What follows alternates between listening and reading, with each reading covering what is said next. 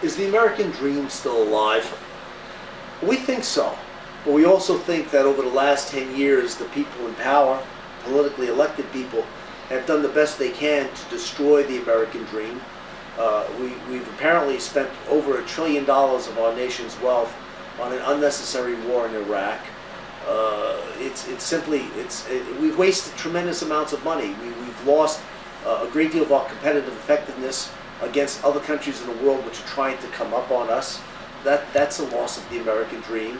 The American education system on a sub-college level from kindergarten to high school, depending on the studies, ranks somewhere between 16th and 30th in terms of world standing, which is a horrible decline.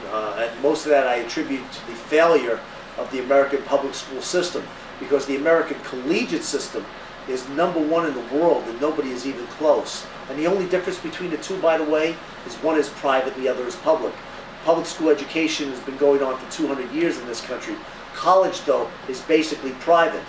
And when you have a public college system, like the California system, UCLA, UC Berkeley, UC San Diego, or in New York, you have the SUNY system, State University of New York, and then you have the Michigan State and so forth. All right, when you have public systems, the reason why they're so superb, like UCLA, is because they have to compete against incredible private systems.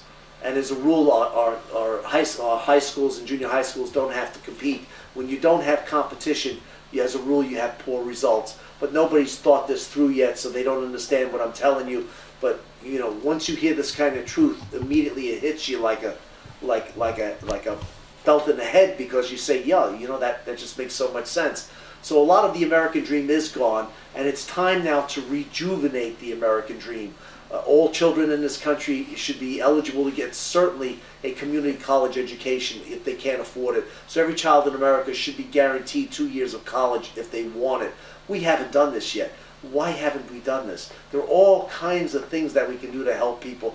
I mean, middle-class families should certainly get tuition tax credits, and I mean substantial credits if they're sending their children to college, because these children are not now going to turn into massive taxpayers for the next 40 or 50 years, as opposed to potentially being a drain on the system. This is common sense, folks. This is how we get the system back into gear and restore the American dream. All right, we've got to restore the American dream of everybody being able to own their own home.